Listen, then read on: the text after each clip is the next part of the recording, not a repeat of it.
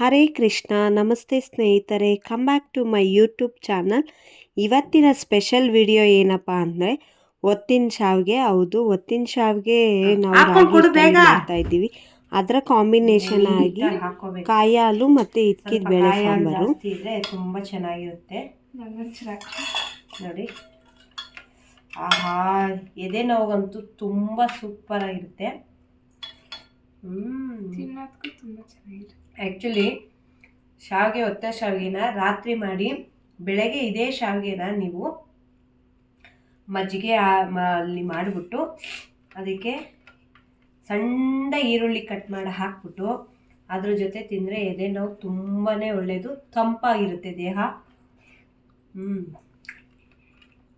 ಇದು ತಿಂದಾದ್ಮೇಲೆ ಇದ್ಕಿದ ಬೇಳೆ ಸಾರಲ್ಲೂ ತೋರಿಸ್ತೀನಿ ಹೇಗಿರುತ್ತೆ ಅಂತ, ಓಕೆನಾ? ನನಗೆ ಸ್ವಲ್ಪ ಕೋಲ್ಡ್ ಆಗಿರೋದ್ರಿಂದ ವಿಡಿಯೋ ಮಾಡಬೇಕಾದ್ರೆ ಕೋಲ್ಡ್ ಆಗಿರೋದ್ರಿಂದ ರೆಕಾರ್ಡ್ ಚೆನ್ನಾಗಿ ಬಂದಿಲ್ಲ, ಬೇಜಾರಾಗಬೇಡಿ. ನೆಕ್ಸ್ಟು ನಾನಿಲ್ಲಿ ಇದ್ಕಿದ ಬೇಳೆ ಸಾರು ಮಾಡೋದು ಹೇಗೆ ಅಂತ ತೋರಿಸ್ತಾ ಇದ್ದೀನಿ ನೋಡಿ. ಒಂದು ಬೌಲಷ್ಟು ಒಂದು ಹತ್ತತ್ರ ಒಂದು 700 ಗ್ರಾಮಷ್ಟು ನಾವು ಇದ್ಕಿದ ಕಾಳನ್ನು ತೊಗೊಂಡಿದ್ದೀನಿ. ಅದಕ್ಕೆ ಒಂದು ಬೌಲಷ್ಟು ಆಗೋಷ್ಟು ಕಾಯಿ, ಶುಂಠಿ ದಪ್ಪಾಗಿ ಕಟ್ ಮಾಡಿ ಇಟ್ಕೊಂಡಿರೋವಂಥ ಒಂದು ಬೌಲಷ್ಟು ಈರುಳ್ಳಿ, ಇದು ಒಗ್ಗರಣೆಗೆ ತೊಗೊಂಡಿರೋವಂಥ ಈರುಳ್ಳಿ ಒಂದು ದಪ್ಪದು. ನೆಕ್ಸ್ಟು ಬೆಳ್ಳುಳ್ಳಿ ಮತ್ತು ಟೊಮೊಟೊ ನೋಡಿ. ಇಲ್ಲಿ ಟೊಮೊಟೊ ಜೊತೆಗೆ ಸ್ವಲ್ಪ ಹುಣಸೆಹಣ್ಣು ಕೂಡ ತೊಗೊಂಡಿದ್ದೀನಿ ನಾನು. ಮತ್ತು ಧನಿಯಾ ಬೀಜ ಒಂದು 2 ಚಮಚದಷ್ಟು ಧನಿಯಾ ಬೀಜ, 3ರಿಂದ 4 ಬ್ಯಾಡಗಿ ಮೆಣಸಿನ್ಕಾಯಿ, ಸ್ವಲ್ಪ ಕೊತ್ತಂಬರಿ ಸೊಪ್ಪು ಮತ್ತು ನೀವು ಮನೆಯಲ್ಲೇ ಮಾಡಿರೋವಂಥ ಸಾಂಬಾರು ಪುಡಿ. ಇಷ್ಟನ್ನು ನಾವು ಒಂದು ಚಿಕ್ಕದಾದ ಬಾಣಲಿಗೆ ಎಣ್ಣೆ ಹಾಕಿ ಎಲ್ಲದನ್ನು ಹುರ್ಕೋಬೇಕು ನೀಟಾಗಿ. ಏನು ಈರುಳ್ಳಿ, ಬೆಳ್ಳುಳ್ಳಿ, ಶುಂಠಿ ಅದೆಲ್ಲ ಹಸಿ ಸ್ಮೆಲ್ ಹೋಗೋವರೆಗೂ ನೀಟಾಗಿ ನಾವು ಎಣ್ಣೆಯಲ್ಲಿ ಚೆನ್ನಾಗಿ ಬಾಡಿಸ್ಕೊಬೇಕು. ಇದ್ಕಿದ ಬೇಳೆ ಸಾರು ಮಾಡೋದಕ್ಕೆ ಇದನ್ನೆಲ್ಲ ಸ್ವಲ್ಪ ಎಣ್ಣೆ ಒಳಗಡೆ ನೀಟಾಗಿ ರೋಸ್ಟ್ ಮಾಡಿಕೊಂಡ್ರೆ ತುಂಬ ಚೆನ್ನಾಗಿರುತ್ತೆ. ಶುಂಠಿ ಹಾಕೋದ್ರಿಂದ ಕೆಲವ್ರು ಹಾಕ್ತಾರೆ, ಕೆಲವ್ರು ಹಾಕೋದಿಲ್ಲ. ಮತ್ತು ನಾವಿಲ್ಲಿ ಯಾವುದೇ ಥರ ಚಕ್ಕೆ ಲವಂಗನ ಬಳಸ್ಕೊತಾ ಇಲ್ಲ. ಮತ್ತು ನೋಡಿ 2 ಚಮಚದಷ್ಟು ಧನಿಯಾ ಬೀಜ ಮತ್ತು ಬ್ಯಾಡಗಿ ಮೆಣಸಿನ್ಕಾಯಿ ಹಾಕ್ಕೊಂಡು ಇಷ್ಟನ್ನು ನೀಟಾಗಿ ಎಣ್ಣೆ ಒಳಗಡೆ ಬಾಡಿಸ್ಕೊತೀನಿ. ಮತ್ತು ಹುಣಸೆಹಣ್ಣು, ಟೊಮೊಟೊ ಹುಣಸೆಹಣ್ಣು ಎರಡೂ ಯೂಸ್ ಮಾಡೋದ್ರಿಂದ ತುಂಬ ಚೆನ್ನಾಗಿರುತ್ತೆ. ಹಾಗಾಗಿ ಲಾಸ್ಟಿಗೆ ನಾನಿಲ್ಲಿ ಟೊಮೊಟೊನ ಹಾಕ್ಕೊಂಡು ನೀಟಾಗಿ ರೋಸ್ಟ್ ಮಾಡಿ ಸ್ವಲ್ಪ ತಣ್ಣಗಾಗಿ ಬಿಟ್ಕೊತೀನಿ. ನೆಕ್ಸ್ಟ್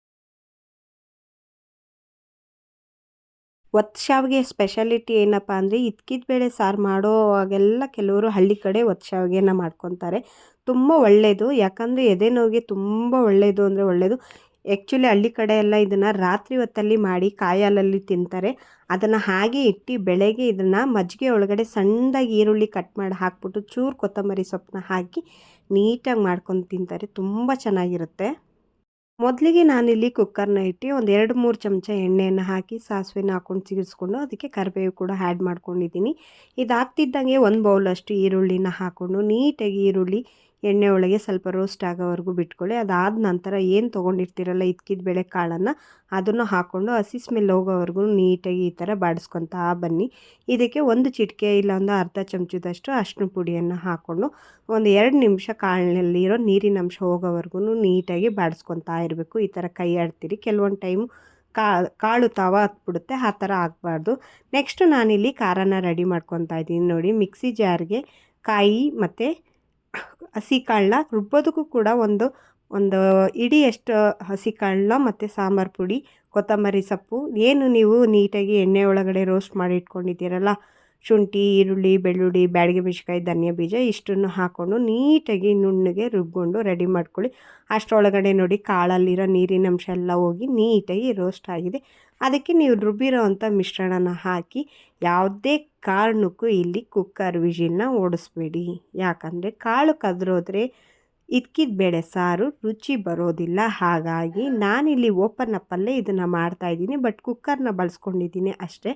ನೋಡಿ ನೀಟಾಗಿ ನೀಟಾಗಿ ಹದವಾಗಿ ನುಣ್ಣಗೆ ಖಾರ ರುಬ್ಕೊಂಡಿದ್ದೀವಿ ನೈಸಿಗೆ.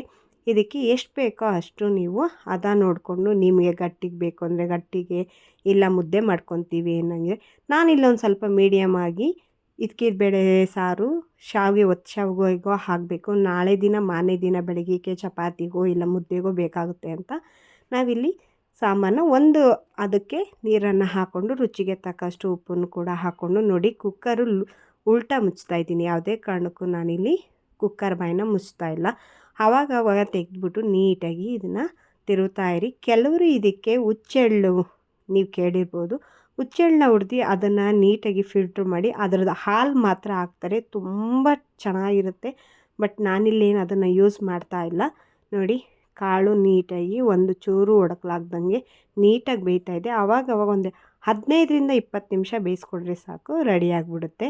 ನೆಕ್ಸ್ಟ್ ನಾವಿಲ್ಲಿ ಒತ್ತ ಶಾವಿಗೆಗೆ ರೆಡಿ ಮಾಡ್ಕೊತಾ ಇದ್ದೀವಿ. ನೋಡಿ ಒತ್ತ ಶಾವಿಗೆಗೆ ಮನೆಯಲ್ಲಿರೋ ರಾಗಿ ಹಿಟ್ಟನ್ನೇ ತೊಗೊಂಡು ನೋಡಿ ಒಂದು ಬಟ್ಟೆ ಹಾಕ್ಕೊಂಡು ನೀಟಾಗಿ ಫಿಲ್ಟ್ರ್ ಮಾಡಿಕೊಂಡು, ನಾವು ಈ ಥರ ಮಾಡ್ತೀವಿ, ಬೇರೆಯವ್ರು ಹೇಗೋ ಗೊತ್ತಿಲ್ಲ, ನೀಟಾಗಿ ಫಿಲ್ಟ್ರ್ ಮಾಡ್ಕೊಳೋದು. ಅದು ಹಿಟ್ಟನ್ನ ರೆಡಿ ಮಾಡ್ಕೊಂಡಿದ್ದು ಒಂದು ಬಾಣಲಿಗೆ ಇಟ್ಟು ನಾವು ಅದಕ್ಕೆ ಒಂದು 2 ಚಮಚದಷ್ಟು ಎಣ್ಣೆನ ಹಾಕ್ಕೊಂಡು, ಒಂದು 2 ಲೋಟದಷ್ಟು ನೀರನ್ನು ಕೂಡ ಹಾಕ್ಕೊಂಡು, ಒಂದು ಚೂರು ಕಲ್ಲುಪ್ಪು ಹಾಕಿ ಒಂದು ಕುದಿ ಬರೋವರೆಗೂ ಒಂದು ಸ್ವಲ್ಪ ಹಿಟ್ಟಾಕಿ ಕುದಿ ಬರೋವರೆಗೂ ಬಿಡ್ತಾ ಇದ್ದೀವಿ.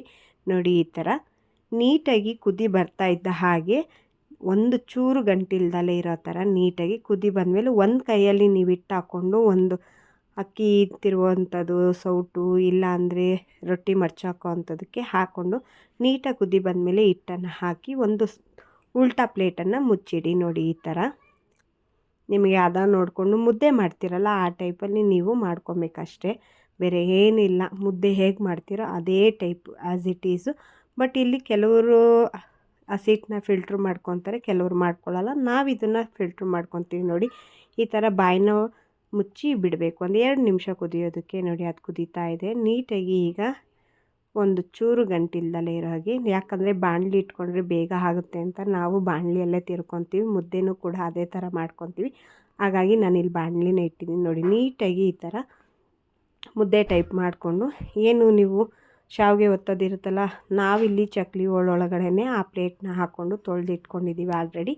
ಅದಕ್ಕೆ ಸ್ವಲ್ಪ ಎಲ್ಲ ಕಡೆ ಎಣ್ಣೆನ ಹಚ್ಬಿಟ್ಟು ನೋಡಿ ಬಿಸಿ ಇದ್ದಾಗೆ ಒಂದು ತಟ್ಟೆಗೆ ನೀವು ಹಿಟ್ಟನ್ನ ಹಾಕ್ಕೊಂಡು, ಬಿಸಿಲೇ ನೀವು ಒತ್ತ ಶಾವಿಗೆ ಸ್ಪೆಷಾಲಿಟಿ ಏನಪ್ಪ ಅಂದರೆ ನೀವು ಬಿಸಿ ಇದ್ದಾಗಲೇ ಅದನ್ನು ನೋಡಿ ಈ ಥರ ಉಂಡೆ ಉಂಡೆ ಮಾಡಿಬಿಟ್ಟು ನೀಟಾಗಿ ಒಂಚೂರು ಗಂಟಿಲ್ದಾಗೆ ಈ ಥರ ಒತ್ತಿ ಇಟ್ಕೊಂಬಿಡ್ಬೇಕು. ನೀಟಾಗಿ ಬಿಸಿಲೇ ಮಾಡ್ಕೊಳ್ಳೋದ್ರಿಂದ ಈ ಥರ ನೀಟಾಗಿ ತೆಳ್ಳಕ್ಕೆ ಬರುತ್ತೆ. ಸ್ವಲ್ಪ ಉದ್ದ ಮಾಡ್ಕೊಬೇಕು. ಬಟ್ ಇಲ್ಲಿ ನಾವು ಹೆಂಗಂದ್ರೆ ಆ ಥರ ಬಿಟ್ಕೊಂಡಿದ್ದೀವಿ. ನೀವು ಯಾವ ಥರ ಬೇಕೋ ಆ ಥರ ಮಾಡಿಟ್ಕೊಳ್ಳಿ. ನೆಕ್ಸ್ಟ್ ಇದು ಕಾಂಬಿನೇಷನ್ ಆಗಿ ಕಾಯಿ ಹಾಲನ್ನ ಮಾಡ್ಕೊತಾ ಇದ್ದೀವಿ. ಒಂದು ಅರ್ಧ ಹೋಳಷ್ಟು ಕಾಯಿ ಮತ್ತು ಗಸಗಸೆ, ಒಂದು 2 ಚಮಚದಷ್ಟು ಗಸಗಸೆ, ಒಂದು 2 ಏಲಕ್ಕಿ ಮತ್ತು 1 ಬಟ್ಲಷ್ಟು ಬೆಲ್ಲನ ತೊಗೊಂಡಿದ್ದೀವಿ. ಹಾಕಿ ಸ್ವಲ್ಪ ಎಷ್ಟು ಬೇಕೋ ಅಷ್ಟು ನಿಮ್ಮ ಅದಕ್ಕೆ ನೋಡಿಕೊಂಡು ನೀರನ್ನು ಹಾಕ್ಕೊಂಡು ನೀಟಾಗಿ ಗ್ರೈಂಡ್ ಮಾಡ್ತೀವಿ. ಗಸಗಸೆ ಗ್ರೈಂಡ್ ಆದರೆ ತುಂಬ ಚೆನ್ನಾಗಿರುತ್ತೆ. ನೋಡಿ ಒತ್ತ ಶಾವಿಗೆ, ಕಾಯಿ ಹಾಲು, ಬೇಳೆ ಸಾರು ರೆಡಿಯಾಗಿದೆ. ಒಳ್ಳೆ ಕಾಂಬಿನೇಷನು. ಹೊಟ್ಟೆ ತುಂಬ ಎಷ್ಟು ಬೇಕೋ ಅಷ್ಟು ನೀಟಾಗಿ ಕಂಫರ್ಟಬಲಾಗಿ ತಿನ್ನಿ. ಈಗಿನ ಕಾಲದ ಮಕ್ಕಳಿಗೆ ಇದೆಲ್ಲ ಏನು ಅಂತಲೇ ಗೊತ್ತಿಲ್ಲ. ನೂಡಲ್ಸು ಅಂತಾರೆ. ಬಟ್ ನೂಡಲ್ಸ್ ಅಲ್ಲ, ಒತ್ತ ಶಾವಿಗೆ. ಇದನ್ನು ನೀವು ಎಸ್ಪೆಷಲಿ ಮಾರನೇ ದಿವಸ ಇದನ್ನು ಮಜ್ಜಿಗೆ ಒಳಗಡೆ ಸಣ್ಣದಾಗಿ ಈರುಳ್ಳಿ ಕಟ್ ಮಾಡಿ ಹಾಕ್ಕೊಂಡು ತಿಂದರೆ ತುಂಬ ಎದೆ ನೋವಿಗೂ ಒಳ್ಳೆಯದು, ಗ್ಯಾಸ್ಟ್ರಿಕ್ಕಿಗೂ ಒಳ್ಳೆಯದು. ಎಂಥವ್ರು ಬೇಕಾದರೂ ತಿನ್ಬೋದು. ಯಾವ ಡಯಾಬಿಟ್ ಪೇಷಂಟ್ ಕೂಡ ತಿನ್ಬೋದು. ಹಾಗಾಗಿ ನೆಕ್ಸ್ಟ್ ನಾನಿಲ್ಲಿ ಬೇಳೆ ಸಾರು ಜೊತೆನೂ ತಿಂದಿದ್ದೀನಿ. ನೀವು ಕೂಡ ಮನೆಯಲ್ಲೇ ಮಾಡಿ ಸುಲಭವಾಗಿ ಟೇಸ್ಟ್ ಮಾಡಿ ಹೇಗಿತ್ತು ಅಂತ ಹೇಳಿ ಕಮೆಂಟ್ ಬಾಕ್ಸಲ್ಲಿ ಕಮೆಂಟ್ ಹಾಕಿ. Thank you for watching my YouTube channel. Keep supporting.